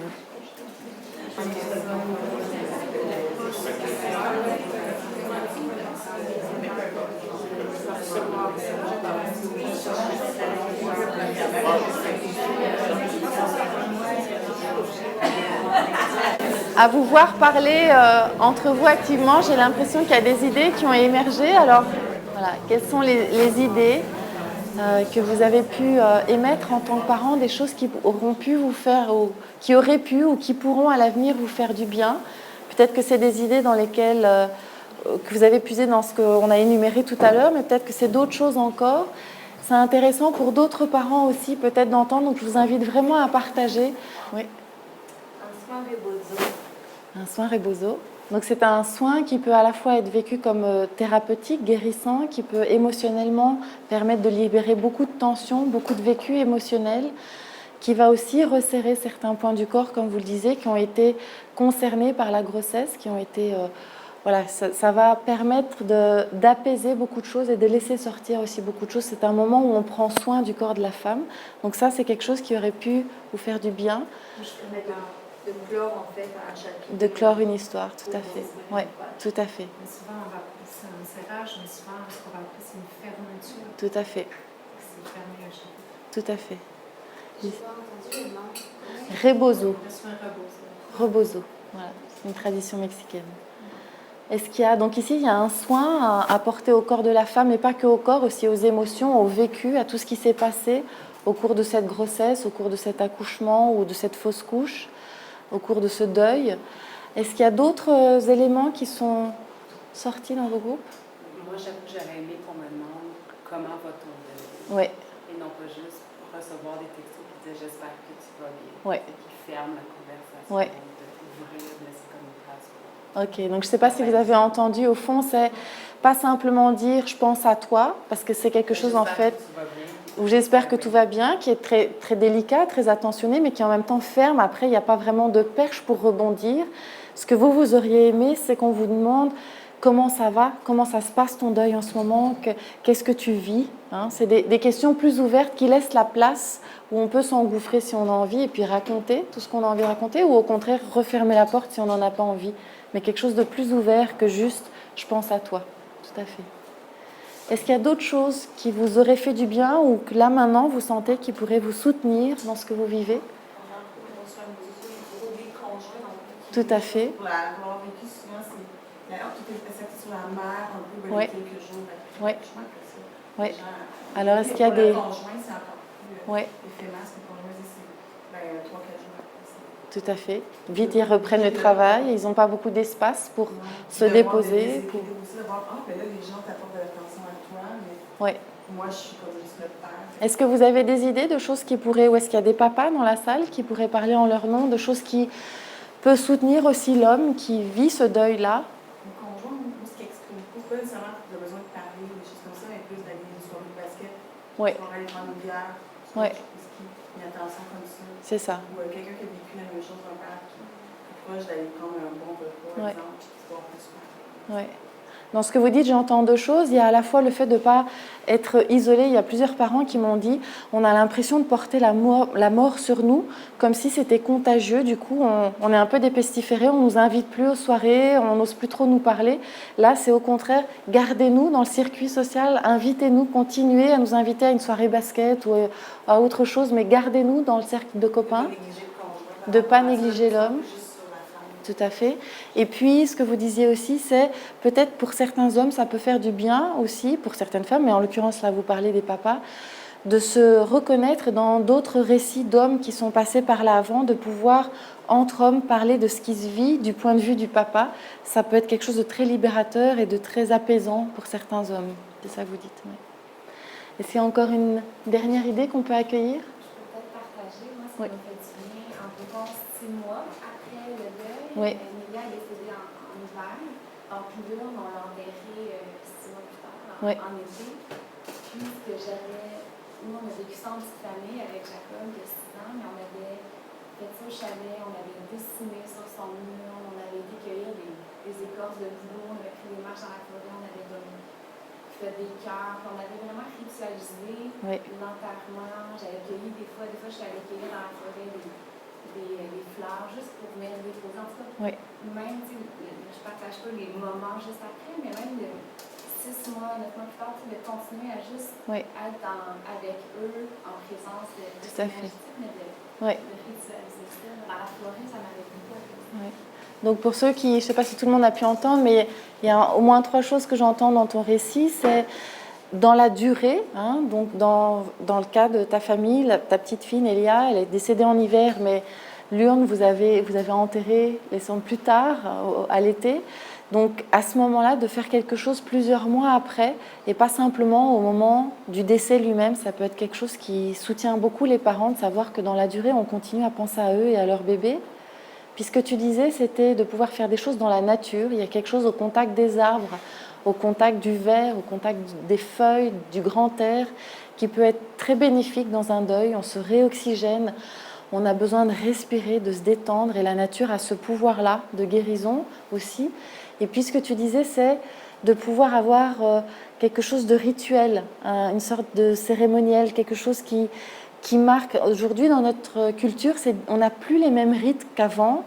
Et il y a souvent, au moment des funérailles, s'il y en a, ou d'une urne, mais après, on n'a pas beaucoup de repères, de rituels au fil du deuil. Et d'avoir, par exemple, tu parlais de bouleaux, de feuilles, de choses comme ça, quelque chose de joli aussi, d'esthétique, ça peut nourrir le souvenir du bébé, ça peut faire beaucoup de bien aux parents. Et comme tu disais, quand ça s'inscrit dans la durée. Et même aux frères, et à la fratrie. Oui. Ouais. Tout à fait. Même pour lui, je trouve que ça a vécu son deuil en douceur. Tout à fait.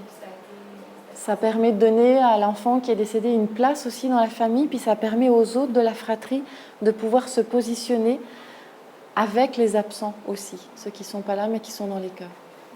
Tout à fait. Donc voilà, des idées, il peut y en avoir. Vous en aurez toute une série dans le livre qui sont proposées. C'est quelque chose que vous pouvez aussi décider de faire chaque matin si vous avez envie, tiens, aujourd'hui, de quoi j'ai besoin? Comme si vous preniez un petit peu la météo de vos besoins intérieurs avec votre intériorité, que vous sondiez. Aujourd'hui, en fait, j'ai besoin d'aller au cinéma, j'ai besoin d'aller au chalet, dans les arbres, près d'un lac, où j'ai besoin de parler avec quelqu'un, j'ai besoin d'écrire dans un journal. Voilà.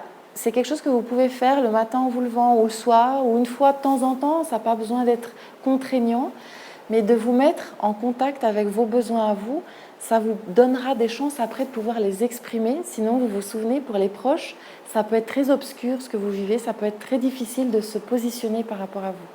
Mais si vous leur donnez des clés, alors ils sauront mieux vous aider. Donc là, c'est la première question qu'on évoquait tout à l'heure. Comment savoir de quoi j'ai besoin ? La deuxième question, c'est imaginons qu'on sache, on a déjà quelques idées, le soin Rebozo, etc., qu'on a cité. Imaginons qu'on sache de quoi on a besoin.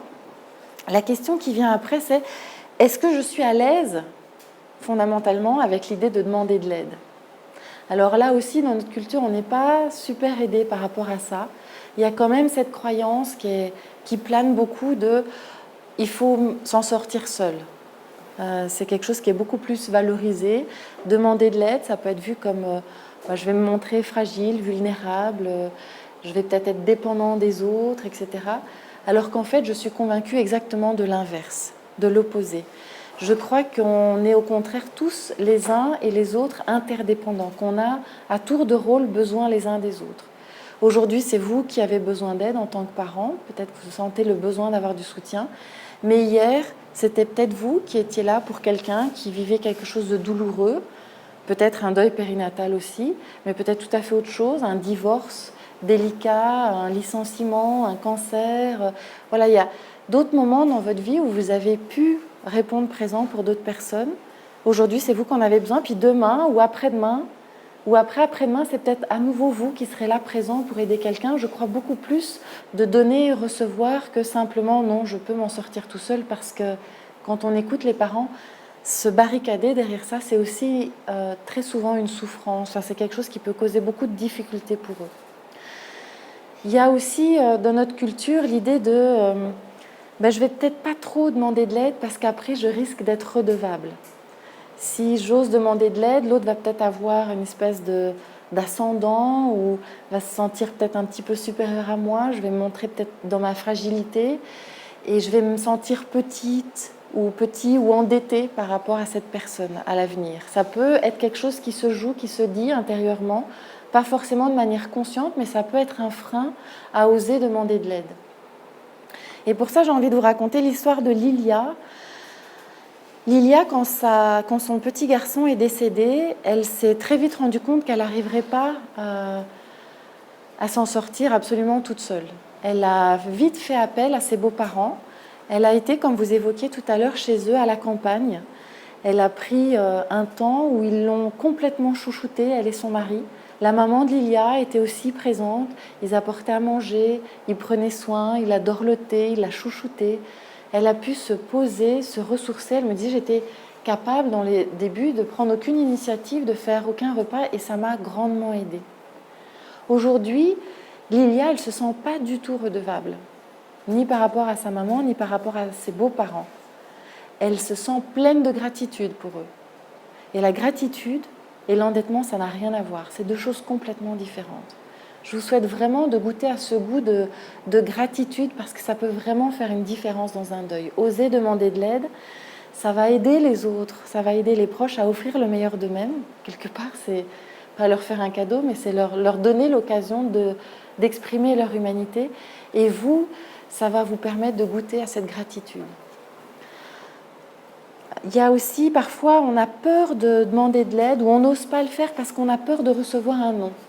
Oui, mais s'ils ne sont pas libres, s'ils ne sont pas disponibles, s'ils n'ont pas le temps, si c'est trop leur demander, ou si je les gêne aussi parfois. On a peur d'être encombrant, d'être un poids pour les autres, et du coup, ça nous freine et on n'ose pas demander de l'aide. Là aussi, j'ai envie de vous inviter à voir les choses un peu autrement. Et effectivement, si vous demandez du soutien aux parents, à vos proches, en tant que parents, effectivement, si vous demandez du soutien, vous prenez le risque d'entendre un non, c'est possible, c'est une réponse possible. Mais vous pouvez aussi prendre le risque d'entendre un oui. Les deux existent. Et vraiment de vous mettre dans cet état d'esprit, un peu comme on a fait l'exercice tout à l'heure, de se dire, et si en fait ça les soulageait, et si en fait ça leur faisait plaisir de pouvoir venir en aide. C'est possible d'avoir un oui de la part de vos proches. Je pense par exemple à Mélanie. Mélanie, chaque année, elle organise un lâcher de ballon aux dates anniversaires du décès de son enfant, et elle invite les gens de son village, enfin ses proches, à venir la retrouver ce jour-là. Alors elle l'impose à personne, vient qui veut, mais si elle s'était interdit cette idée-là, si elle s'était dit non, les gens ne vont pas venir, ils ont d'autres choses à faire, il y a un match à la télé ce jour-là, il y a, je ne sais pas, 1001 activités, la communion de tel petit cousin, non, ils n'auront pas envie de venir. Si elle s'était dit ça, elle se serait privée de tous ces gens qui viennent en fait chaque année pour la soutenir et pour honorer son bébé. Je pense aussi à Violaine. Violaine, elle a demandé à sa boss de faire passer le message sur son lieu de travail, d'annoncer la nouvelle aux autres collègues. C'est vrai que ça peut être très confrontant de revenir au travail puis de devoir réexpliquer. son histoire à tout le monde, à tous ses collègues, ceux qui sont proches, ceux qui sont moins proches, ceux qui arrivent avec « alors, ce bébé », et à chaque fois de devoir tout réexpliquer, ça peut être très douloureux. Donc Violaine, elle a pris les devants et elle a demandé à sa responsable d'équipe d'en parler au reste des collègues.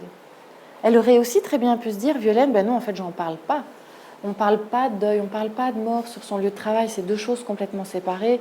Ça va l'encombrer, elle ne va pas savoir comment s'y prendre. On ne parle pas d'émotions dans son lieu de travail. » Elle aurait pu se dire ça. Et de nouveau, elle se serait privée d'un grand soutien parce qu'en fait, elle a osé demander à sa boss de faire ça, qu'il l'a très bien fait, le message a très bien circulé et elle a reçu un accueil extrêmement doux et chaleureux.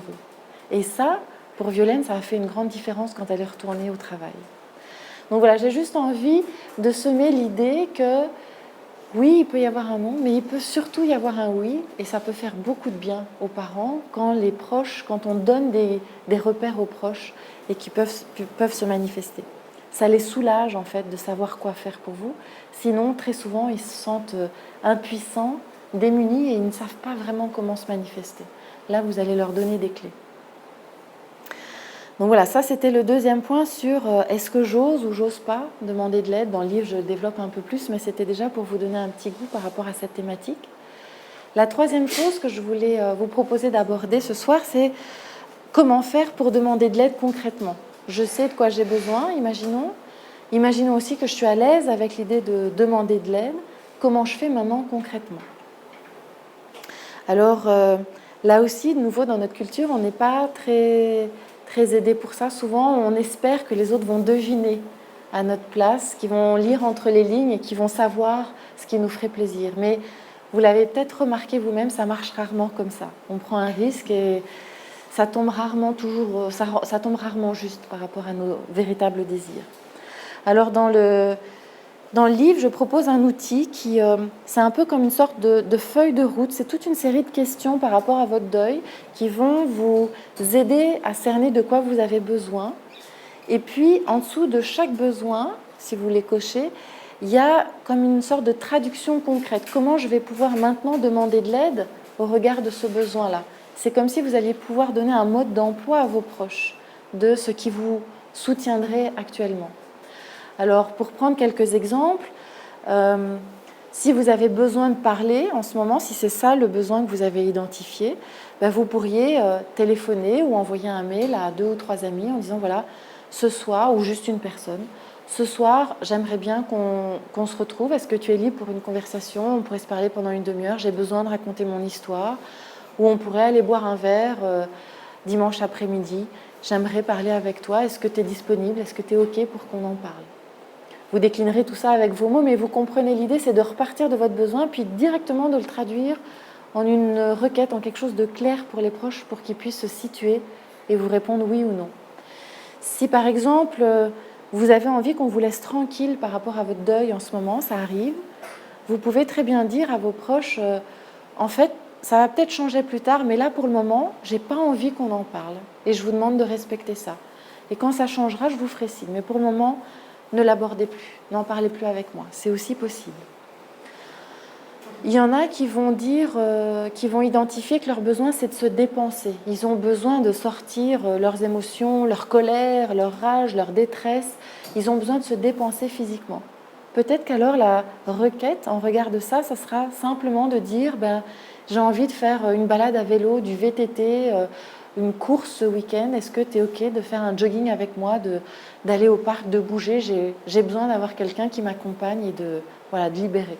Et peut-être qu'il n'y a même pas besoin de donner toute l'explication. Juste dire j'ai envie de faire du VTT ce week-end. Est-ce que c'est OK pour toi de m'accompagner pendant 1 heure ou 2? Si vous avez identifié que votre besoin, c'est de cheminer dans votre deuil en ce moment, peut-être que vous pourriez demander à votre entourage, est-ce que vous connaissez, est-ce qu'il y en a un parmi vous qui connaît l'adresse d'un ou d'une bonne thérapeute? Je n'ai pas trop envie d'ouvrir l'annuaire comme ça ou de regarder sur Internet au hasard un nom. Je n'ai jamais été auparavant chez quelqu'un. Est-ce qu'il y en a parmi vous qui ont une bonne adresse à me recommander? Ou j'ai envie d'aller à un groupe de parole de parents endeuillés et ça m'impressionne peut-être un peu la première fois. Est-ce que vous pouvez m'y conduire et m'attendre dans la voiture ou peut-être même assister à la première réunion avec moi? Puis après, je déciderai si j'ai envie d'y retourner ou pas. Et j'aurai peut-être plus besoin de vous à ce moment-là. Mais pour la première fois, j'ai peut-être envie que quelqu'un m'accompagne. Voilà, là, à chaque fois, pouvoir traduire votre besoin en termes clairs pour l'entourage pour qu'ils puissent vous répondre oui ou non s'ils peuvent vous aider. C'est quelque chose qui pourra vous soutenir dans votre chemin. Ça me fait penser par exemple à Cécile. Elle a tout de suite dit à ses proches, en fait, j'ai pas envie qu'on en fasse un tabou, j'ai envie qu'on puisse parler d'Esteban, c'était le nom de son petit garçon. J'ai envie qu'on en parle librement. Et puis, les amis, les proches se sont alignés sur ce besoin-là. Ils en parlent régulièrement. Au moment des dates anniversaires, elle reçoit des petits messages. Elle a beaucoup utilisé les réseaux sociaux, donc parfois elle reçoit un petit cœur sur son mur Facebook, des choses comme ça. Les gens en parlent, c'est pas un tabou. Esteban, c'est un prénom qu'on ose nommer de manière simple et naturelle dans son entourage. Je pense aussi à Joanie qui est là ce soir. Elle a envoyé un message aussi très clair à ses proches. Après le décès de sa petite Nélia, elle a dit « Envoyez-nous vos plus belles lumières. On n'a pas besoin de pitié, on n'a pas besoin non plus que vous vous fassiez du souci pour nous. » Et puis, elle a reçu toute une série de messages les plus porteurs les uns que les autres. Ça l'a aidée. Et les proches ont su quoi dire parce qu'ils savaient ce qu'elle avait envie de ce dont elle n'avait pas envie. Ça l'a aidée, elle et son conjoint. Je pense aussi à Christophe et sa femme qui, eux, ont appelé en pleine nuit leurs amis quand ils ont découvert le décès de leur bébé. Et déjà, des gens sont arrivés en plein milieu de la nuit, ils ont dit « on a besoin de vous ». Puis au petit matin, leur maison était remplie de gens.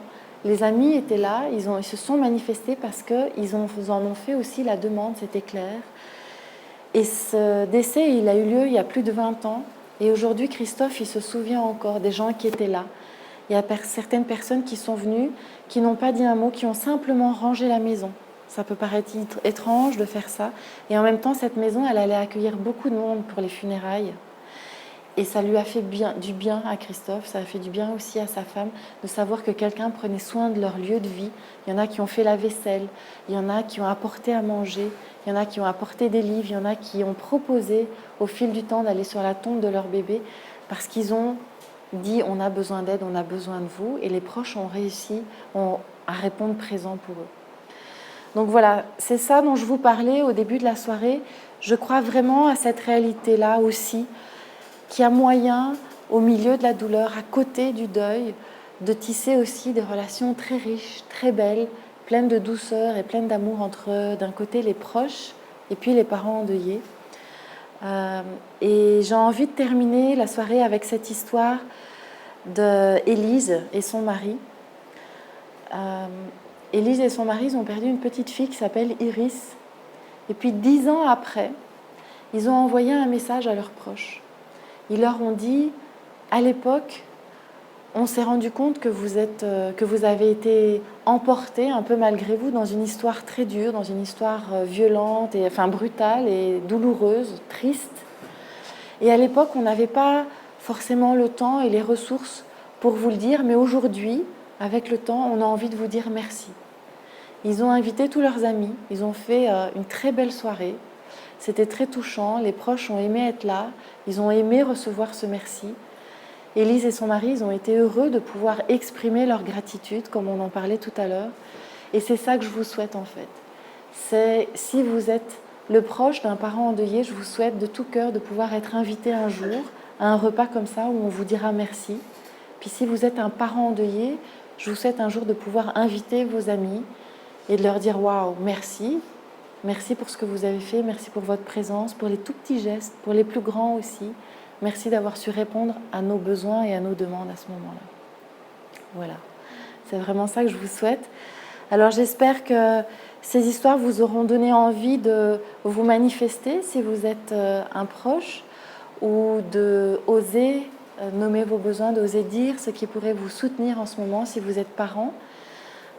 Sur le site internet du livre, donc c'est www.danscesmomentsla.com, il y a aussi des cartes postales. S'il y a parmi vous des proches qui ne trouvent pas d'inspiration après la soirée, il y a aussi moyen de télécharger des cartes postales qui sont déjà prêtes à l'envoi. Il y a déjà des petits messages qui sont écrits dessus. Vous verrez ceux qui résonnent avec vous ou pas. Il y en a par exemple pour la fête des pères, pour la fête des mères. Il y en a un par exemple qui dit Je suis désolée, je n'ai pas su me manifester à l'époque, mais en fait, je pense pourtant très fort à toi depuis le début. Voilà, il y a une série de messages, peut-être que vous vous retrouverez dans certains d'entre eux. Vous pouvez les imprimer ou simplement les envoyer dans un mail, rajouter un petit mot ou rien, mais simplement vous manifester parce que rappelez-vous, le silence, les tabous ou les maladresses, c'est vraiment pas porteur dans un deuil et ça peut vraiment freiner le processus en lui-même. Donc, offrez le meilleur de vous-même. Il y a des outils qui existent et qui sont tout simples, qui ne demandent pas grand-chose pour que vous osiez montrer votre soutien aux parents. Voilà, j'aimerais aussi, avant de terminer la soirée, remercier tous les parents. Il y a eu plusieurs dizaines de parents qui ont participé au projet. J'aimerais remercier aussi vos bébés. L'histoire que vous avez racontée va aider, je le souhaite en tout cas de tout cœur, d'autres parents qui traversent des situations similaires. Donc j'avais envie de vous remercier, vous et vos enfants. J'avais envie aussi de remercier Aline, qui est l'illustratrice du livre et qui a insufflé beaucoup de douceur et beaucoup de tendresse, de délicatesse dans ses dessins. Aline Gautreau. Puis j'avais aussi envie de remercier Annie, ici, à la Source en Soi, qui nous a accueillis ce soir, et Joanie, qui m'a aidée avec Annie à organiser la soirée. Je vis assez loin, à 5 heures d'ici, aux États-Unis, et vous l'avez compris, moi je suis une grande fan d'oser demander de l'aide et d'en recevoir. Et là, j'ai été comblée. Donc merci infiniment pour tout ce que vous avez fait pour le déroulement de cette soirée. Ça me touche beaucoup.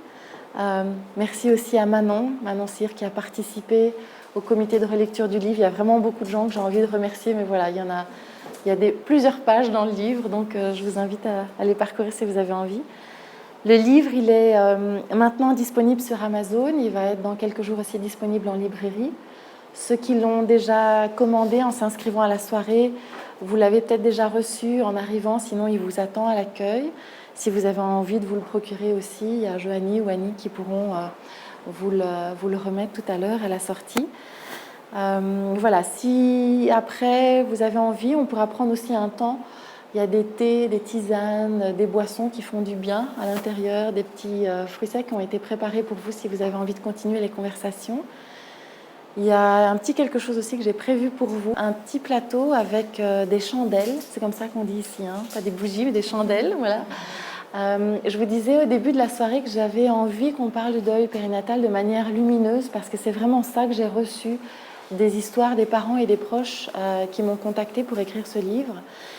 Et voilà, j'ai envie de vous proposer, si vous êtes le proche d'un parent endeuillé, de prendre une petite chandelle, si ça a du sens pour vous, vous vous sentez obligé de rien, mais si ça résonne avec vous, d'en prendre une, puis de l'allumer. Vous pouvez envoyer la photo après aux parents que vous connaissez, dont le bébé est décédé avec son prénom à côté, ou juste je t'envoie plein de douceur, je pense à toi, quelque chose qui va avec vos mots à vous.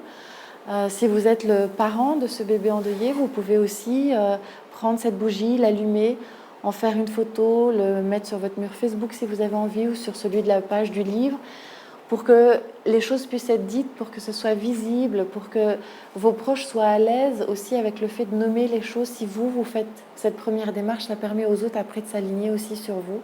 Voilà, si vous avez envie de mettre de la lumière et d'honorer le souvenir de votre bébé, voilà, c'est un petit présent qu'on vous remet ce soir. Joanie va passer, vous les remettre à la sortie. Servez-vous si vous avez envie. S'il y a eu plusieurs bébés, vous pouvez en prendre plusieurs aussi, en fonction de votre vécu. Voilà, je vous remercie infiniment et je vous souhaite une bonne soirée.